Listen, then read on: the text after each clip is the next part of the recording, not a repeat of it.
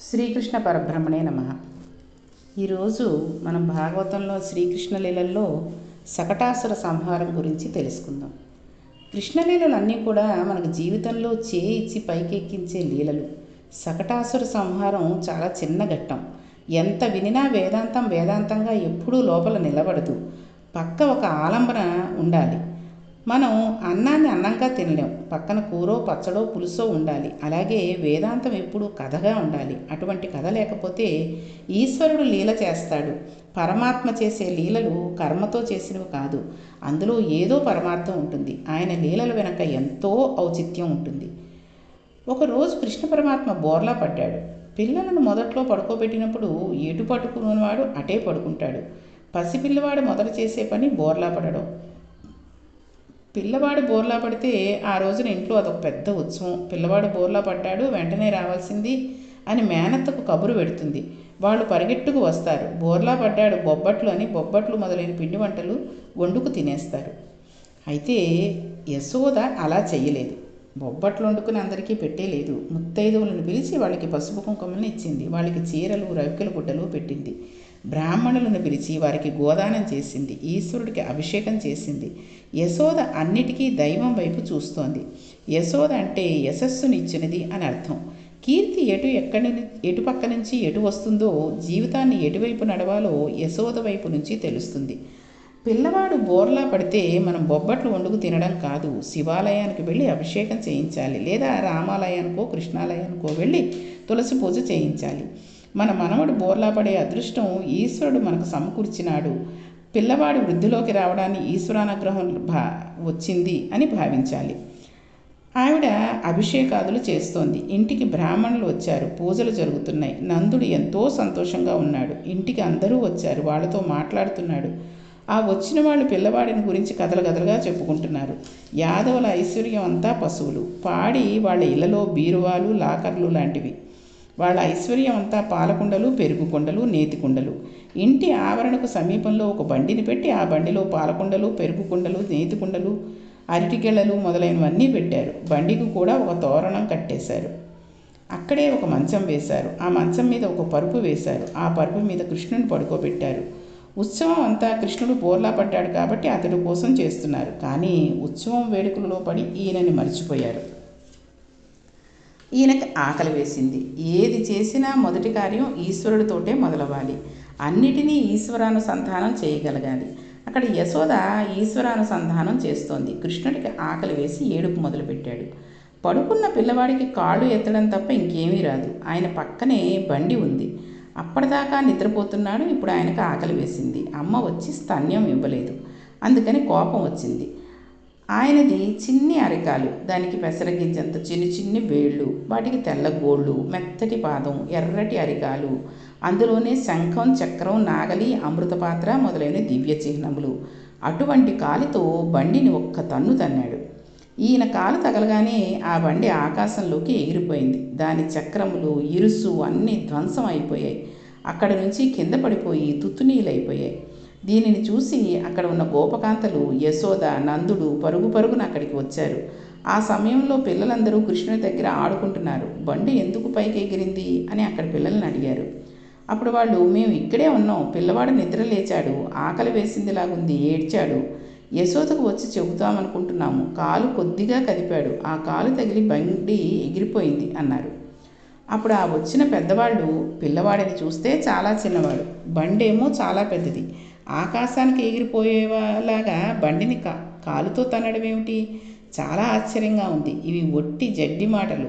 పిల్లలు అలాగే మాట్లాడతారు, వాళ్ళకి తెలియదు, ఏదో చెప్పేశారు అన్నారు.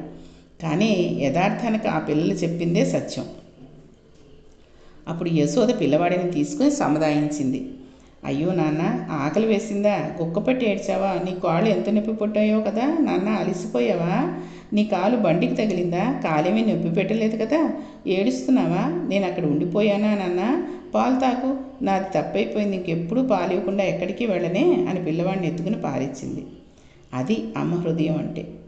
అది మాతృత్వానికి ఒక గొప్పతనం. మాతృత్వం నందు దేవతాంశ ప్రవేశించి పరాపట్టారిక రూపమైన నిలబడిపోయింది. అందుకనే స్త్రీకి అంత గొప్పతనం వచ్చింది. ఆమె మాటలకి పరమాత్మ అంతటివాడు యశోద పాలు తాగేశాడు. పాలు తాగి ఆవిడ ఒడిలో పడుకున్నాడు. చూడండి, తల్లి ఎంతలా మాట్లాడుతుందంటే ఆ పిల్లవాడికి ఒక్క మాట అర్థం కాదు. అయినా సరే ఏదేదో చెప్పేస్తూ ఉంటుంది, ఏదేదో మాట్లాడేస్తూ ఉంటుంది. వాడు పొరపాటున ఏదో వింటున్నట్టుగా ఉండి అన్నాడు అనుకోండి, అమ్మో నా మాటకి కొట్టేశాడని ఆనందపడిపోతూ ఉంటుంది. అది ఆ స్త్రీ, ఆ మాతృత్వం అది. అటువంటి మాతృత్వం ఉన్న తల్లికి సంవత్సరంలో ఒక రోజుని మదర్స్ డే జరుపుకోవడం అనేది చాలా దురదృష్టకరమైన విషయం. ఇతర దేశాలలో ఏంటంటే 16 ఏళ్ళు దాటిన తర్వాత తల్లి పిల్లలు విడిపోతారు. విడివిడిగా ఉండకపోతే అక్కడ తప్పు. తర్వాత ఎవరి తల్లి ఎవరి పిల్లలు ఎవరి తల్లికి పుట్టారో, ఎవరి తండ్రో ఎవరో ఏమిటో తెలియదు. వాళ్ళు ఒకళ్ళని విదిలేసి ఇంకొకళ్ళని చేసుకుంటారు. చూసారా, ఏదో నానుడిది ఉంటుందిట, భార్య భర్తతో అంటుందిట అక్కడ విదేశాలలో, నీ పిల్లలు నా పిల్లలు కలిసి మన పిల్లలతో కొట్టుకుంటున్నారు అని. అంటే ఆవిడ ఎంతమందిని విదిలేసి పిల్లల్ని కన్నాడో, ఈవిడ ఎంతమందిని విదిలేసి పిల్లల్ని కనిందో, మళ్ళీ వీళ్ళిద్దరూ పెళ్లి చేసుకుని పిల్లల్ని కన్నారు. అటువంటి సందర్భంలో అలా మాట్లాడుతూ ఉంటారు. కానీ మన దేశంలో, మన సంస్కృతిలో తల్లి అంటే ఎప్పుడూ పిల్లల్ని కనిపెట్టుకుని, ఎప్పుడూ కనుసైగల్లో ఉంచుకుని, ఆ కనుదాపులు దాటి ఎక్కడికి వెళ్ళిపోతాడో అని ఆలోచిస్తూ ఎన్నో రకాలుగా అతనిని చూసుకుంటూ, పిల్లల్ని చూసుకుంటూ ఉండేటటువంటి గుణం కలిగినది తల్లి. కాబట్టి అటువంటి తల్లికి సంవత్సరంలో ఒకరోజు మదర్స్ డే అని చెప్పి ఆ రోజు మాత్రమే ఆవిడికి దండం పెట్టేసి మిగిలిన రోజులో ఇష్టం వచ్చినట్టు తిట్టేసి ఆఖరికి వృద్ధాశ్రమంలో చేర్పించేసేటువంటి కొడుకులు కానీ కూతుళ్ళు కానీ ఉన్నటువంటి దేశం మనది కాదు. కాబట్టి తల్లికి ఎప్పుడూ రోజు నిత్యము పూజ చేయాలి, నిత్యము తల్లిదండ్రులకి నమస్కరించాలి. గురువుకి, తల్లికి, తండ్రికి నిత్యము పూజ చేసుకోవాలి. అంటే కాళ్ళు గడిగేసి పళ్ళల్లో నీళ్లు నెత్తి మీద జల్లేసుకుని పువ్వులు జల్లేయాలని కాదు, మనసులోనైనా భక్తిగా నమస్కరించుకోవాలి. ఎప్పుడూ పరుష మాటలు కానీ కోపం కానీ తల్లిదండ్రుల మీద, గురువు మీద చూపించకూడదు. కాబట్టి యశోదాదేవి అంత మాతృత్వం ఉన్న తల్లి. కృష్ణుడు ప్రదర్శించిన ఈ లీల చాలా చిన్నది. దీనిలో ఉన్న అంతరార్థాన్ని మనం గ్రహించేటందుకు ప్రయత్నించాలి. మనకి ఈ శరీరాన్ని భగవంతుడు ఇచ్చాడు.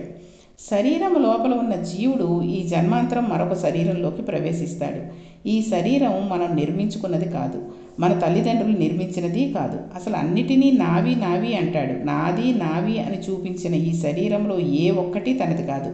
చర్మం కానీ, రక్తము, మాంసము, కొవ్వు, శుక్ల, మేధ ఇవేవి కూడా తనవి కాదు. ఊపిరితిత్తులు కానీ, గుండె కానీ దేనిని తాను తెచ్చుకోలేదు. ఏదీ తాను తేకపోయినా ఈశ్వరుడు దీన్ని నిర్మాణం చేశాడు. ఈశ్వరునిచే ఇంత గొప్పగా నిర్మింపబడి ప్రసాదింపబడిన ఈ దేహం దేని కొరకు? ఇది సకటం. సకటం అంటే బండి. ఇన్ని శరీరాల సకటములే. ప్రత్యేకించి మనుష్య శరీరం మహోత్కృష్టమైన సకటం. ఈ బండిని ఎక్కి మనం తీరానికి చేరగలం. కానీ మనం ఈ బండి ఎక్కి తీరాన్ని చేరడం లేదు. ఎందువలన? దీనిని దేనికోసం ఉపయోగించాలో దానికోసం ఉపయోగిస్తే తీరం చేరతాం. కానీ మనం లక్ష్యం వైపు వెళ్ళడం లేదు. ఈ మానవ శరీరంలో బండిలో కూర్చుని తాను పొందుతున్న శుభాలు ఈశ్వరానుగ్రహాలన్నీ తలంచడు. అలా ఆలోచించకుండా అన్నీ కూడా నా ప్రజ్ఞ అంటూ ఉంటాడు. ఈ ఇల్లు నేనే కట్టానండి అంటాడు. ఈ పుస్తకాన్ని నేనే రాశానండి అంటూ ఉంటాడు. కానీ ఈ పనులను ఈశ్వరుడు చేయించాడు నా చేత, అందువలన నేను చేయగలిగాను అని అనడు. ఇలా జీవుడు ఈశ్వరానుగ్రహమును తీసివేసి మాట్లాడుతూ ఉంటాడు. ఈశ్వరానుగ్రహం వలన తాను ఆ పనులు చేయగలుగుతున్నాననే భావన మనసులో ఉండాలి. అటువంటి భావన ఉన్నప్పుడు మాత్రమే మనం ఈ సకటమును ఎక్కి లక్ష్యాన్ని చేరుకుంటాం.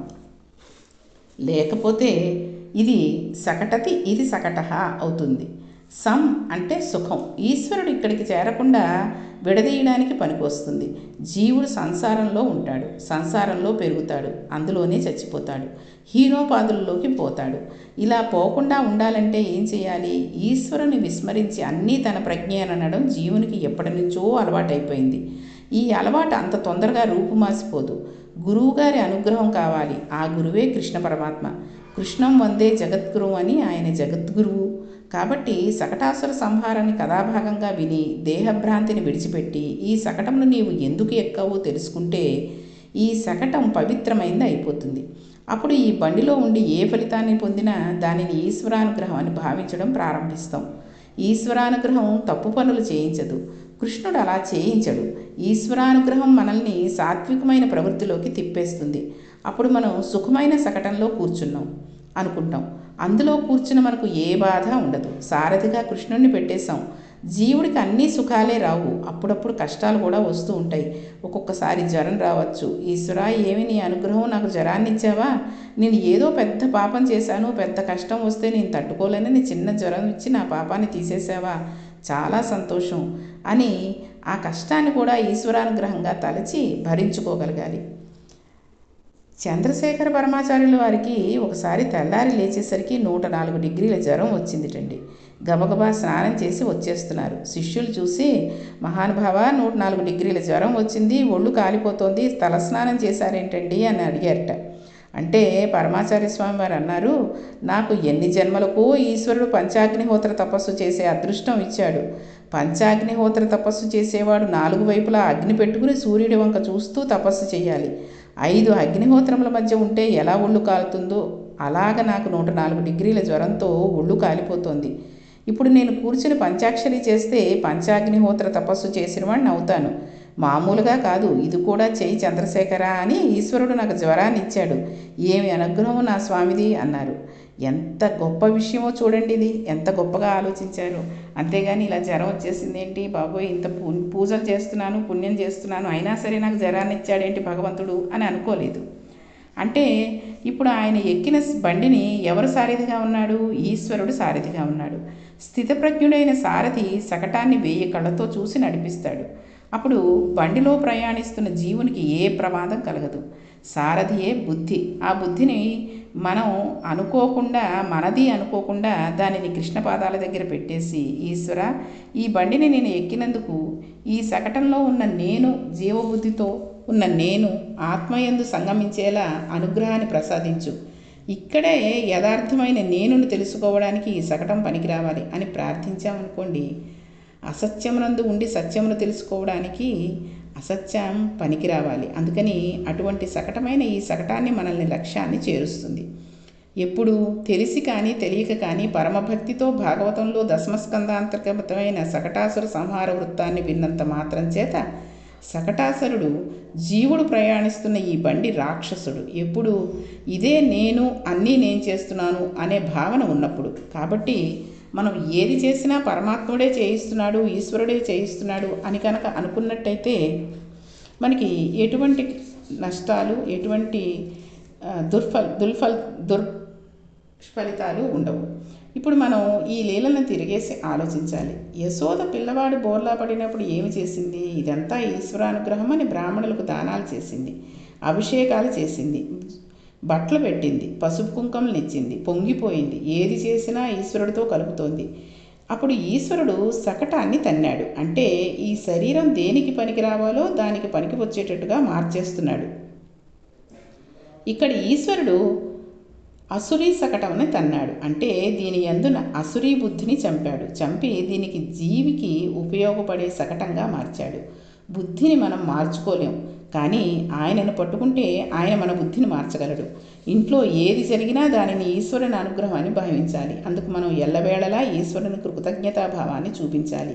మనం ఏది తిన్నా దానిని ముందుగా ఈశ్వరునికి అర్పించి పరబ్రహ్మణమర్పణమస్తు అని తింటే గనక మనం తినేది ఈశ్వర ప్రసాదం అవుతుంది. కనీసం మనం అంతలా నైవేద్యాలు అవి పెట్టకపోయినా భోంచేసేటప్పుడు మొదట ముద్ద కళ్ళు కత్తుకుని ఈశ్వరాని అనుగ్రహంతో ఈరోజు భోజనం చేయగలుగుతున్నాను అని అనుకుని తిన్నా కూడా సరిపోతుంది. మనం ఏ పేరు చెప్పి అర్పించినా అది ఒక తత్వానికే అందుతుంది. అది లోపలికి వెళ్ళి యజ్ఞప్రసాదం అయిపోతుంది. మనం నిద్రపోయే ముందు భగవన్నామాన్ని 11 మార్లు జపించాలి. అప్పుడు నిద్రా సమాధి స్థితి, అది సమాస్థితికి అయిపోతుంది. నిద్ర నుండి లేచినప్పుడు మన కంటి మొదటి చూపు ఆయన పాదముల మీద పడేలా పరమాత్మ పటం కానీ బొమ్మను కానీ చూడడం అలవాటు చేసుకుంటే ఆ రోజు పరమ మంగళంతో ప్రారంభమైపోయిందన్నమాటే. మనం ఏ పని చేస్తున్నా పరమేశ్వరుని మాత్రం మర్చిపోకూడదు. ఎల్లప్పుడూ మనం ఆయనకు కృతజ్ఞతలై ఉండాలి. ఆయన పట్ల కృతజ్ఞతాభావాన్ని వ్యక్తపరుస్తూ ఉండాలి. జీవన సగటంలో ఈశ్వరుని సారథిగా కూర్చుండజేసి అన్ని పనులను ఈశ్వరునికి చెప్పి చేసేసాం అనుకుంటూ ఉండాలి. ఇప్పుడు ఈ శకటం మనల్ని చేర్చవలసిన తీరానికి చేర్చేస్తుంది.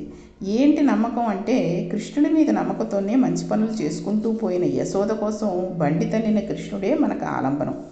స్వామి ఆ రోజున బోర్లా పడ్డాడు. బోర్లా పడడం అంటే ఏమిటి? మన అంటే నాది నాది అని అర్థం. ఇలా అనడానికి శిక్షణ ఏమీ అక్కర్లేదు. మనం పిల్లలకి చిన్నప్పటి నుంచి నాది నేను అని వారి చేత మాటలను చెప్పిస్తూ వాళ్ళకి విషయాన్ని ఎక్కించేస్తున్నాం. ఇంకా జీవితాంతం వాడికి ఆ రెండే భ్రష్టుడైపోతున్నాడు. ఈ నేను నాదీలు విరవడానికి గురువుకి ఎంత సమయం పడుతుందో సద్గురువు దానిని తిప్పుతాడు. ఇది బోర్లపడడం అంటే. కృష్ణ పరమాత్మ జగదాచార్యుడే వచ్చాడు. అజ్ఞానం బాగా ఉంటుంది కాబట్టి దానిని చీల్చడానికి అర్ధరాత్రి పుట్టాడు. ఇప్పుడు ఆయన ఏం చేశాడు? మన అనకురా, నమః నమః అను అని చెప్పాడు. ఇప్పుడు జీవుడు కర్మచేత భక్తి చేత జ్ఞానం వైపు నడుస్తాడు. ఈ విధంగా సకటాసుర సంహారం పైకి చిన్న లీలగా కనిపించినట్టుకి అంతరమునందు స్వామి ఎంత పెద్ద రహస్యాన్ని దాచారో చూడండి. నమః నేర్పడం, బోర్లా పడడం, ఇది నేర్చుకోవడం వలన యశోద నమః నాది కాదు, ఇది ఈశ్వరానుగ్రహం అంటూ ఉత్సవాన్ని చేసింది. సకటం విరిగిపోయింది. ఇది ఎంత గొప్ప లీలో చూడండి. దీన్ని బట్టి మనం తెలుసుకున్నది కూడా ఏంటంటే, అస్తమాటం మనమే చేస్తాం, మనది ఇది నాది అనుకుంటూ కూర్చోకుండా, మనది అనేది ఏమీ ఉండదు, పోయేటప్పుడు ఏమీ తీసుకెళ్ళం కాబట్టి ఉన్ననాళ్ళు మనకున్న ఐశ్వర్యమో ఏదో అందులో తినడానికి మటుకి ఉంచుకొని మిగిలిన దైవ కార్యాలు చేసుకుంటూ ఓ గుడికి వెళ్ళడమో, గోపురకి వెళ్ళడమో, ఓ యాత్రకి వెళ్ళడమో చేసుకుని అక్కడ కాస్త ఓ బీదవాళ్ళకి కాస్త పెట్టి కాస్తలో కాస్త పుణ్యం సంపాదించుకుని మన ఈ బండిని కూడా చక్కగా ఒక గతుకులు లేని రోడ్డు మీద ప్రయాణిస్తూ కూడా మోక్షం అనే మార్గంలో వెళుతూ భగవంతుడి దగ్గరికి వెళ్ళి మోక్షాన్ని పొందాలనే ఉద్దేశంతో ఈ లీలని పోతనామాచుల వారు చెప్పారు. కాబట్టి రేపటి పారాయణంలో మనం తృణావర్తోపాఖ్యానము తెలుసుకుందాం. అక్కడ ఏమైంది ఏమిటి అనే విషయాలన్నింటినీ కూడా శ్రీకృష్ణ లీలల్లో తెలుసుకుందాం. శ్రీకృష్ణ పరబ్రహ్మణే నమః.